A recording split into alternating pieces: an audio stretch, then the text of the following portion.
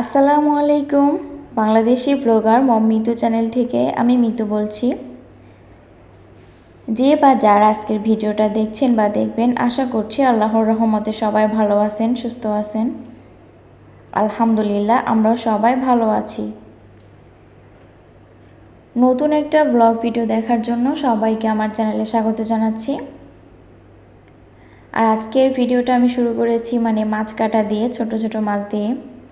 আমি একা কখনোই মাছের বাজারে যাইনি, গিয়েছি আব্বুর সঙ্গে বা আম্মুর সঙ্গে। তো তখন তার দরদাম করতেও পারতাম না, ভালো করে মাছ চিনতামও না। তো এই প্রথমবার আমি নিজে একা একা বাজার করেছি, মাছের বাজার। তো অল্প অল্প করে কিনেছি, জানি না কেমন হবে, কিনতেও বেশ লজ্জা লাগছিল। আর ভালো মন্দ কিছুই বুঝতে পারছিলাম না, কেমন একটা লাগছিল। তো তারপর ওই যে কাচকি মাছ এনেছি, আর পুঁটি মাছ আর ঝাটকা মাছ এনেছি অল্প অল্প করে। তারপরেও দেখা গিয়েছে এই কটা মাছ কাটতে আমার 1 ঘন্টা চলে গিয়েছে। আর বাচ্চাকে গোসল, খাওয়া দাওয়া, তারপরে ওর সঙ্গে তো একটু তাল মেলাতেই হয়। এগুলা করতে করতে না অনেকটা দেরি হয়ে গিয়েছে। তো তারপরে এই যে মাছগুলা কেটে তারপরে সুন্দর করে আমি আঁশ যেন না থাকে সেরকম ভালো করে ধুয়ে নিয়েছি। আর কাচকি মাছ, আলু আর বেগুন কুচি করে কেটে এটা আমি রান্না বসিয়ে দিয়েছি। আর কাচকি মাছের এই হাতে মাখানো তরকারিটা খেতে কিন্তু দারুণ মজার, এটা বেশিরভাগ মানুষই অনেক পছন্দ করেন। তারপরে তো খাওয়া দাওয়া করার শেষে যখন রুমে আসলাম, দেখলাম কি আমার মেয়ে কী করে রাখছে বিছানাটা। শুধু বিছানা না, দেখুন এই যে ফ্লোরে একদম সব বই খাতা, ডায়েরি, ক্যালেন্ডার যা ছিল হাতের কাছে পেয়েছে সব কিছুই ফেলে দিয়েছে। ফেলে দেওয়া মানে কি, তার এটা পড়েছে, সে পড়াশোনা করেছে আর এক একটা খুলে খুলে এভাবে আলাদা করে রেখেছে, এটাই হলো তার পড়াশোনা করা। তো আমি সব কিছু এখন এই তো গুছিয়ে রাখছি।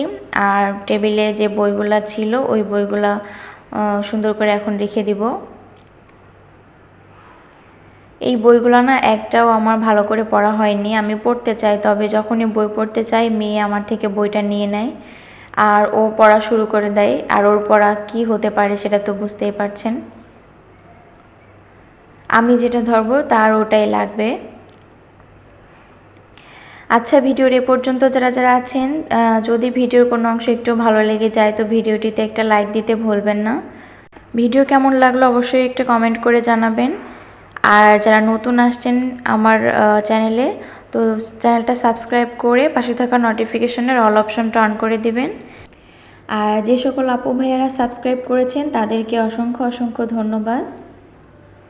তো এই যে আমি পরদিনের দুপুর থেকে ভিডিওটা শুরু করেছিলাম, আর এটা সকালের দিকে, তার পরের দিন আর কি সকালে। তো সকালে আমি এখানে ব্রেড টোস্ট করব ডিম দিয়ে। তো এটা খেতে কিন্তু সবারই অনেক পছন্দ। আর এটার মধ্যে আমি ডিম দিয়েছি আর জাল করা দুধও দিয়েছি, তার কারণে বেশি মজা হয়েছে। ডিম আর দুধ মিক্স করে এভাবে করে ভাজলে না বেশ মজা হয় খেতে আর নরম থাকে। আর এই যে সকালের হালকা পাতলা নাস্তা, সাথে আবার দুধ চাও একটু করব, এই জন্য দুধটা রেখেছি। আর সবাই ঘুম আছে, তাই আমি তাড়াতাড়ি এখন পুরো বাসাটা একটু ঝাড় দিয়ে নিব। আমার এই ছোট্ট ভিডিওটা আপনাদের কাছে কেমন লাগলো অবশ্যই কমেন্ট করে জানাবেন।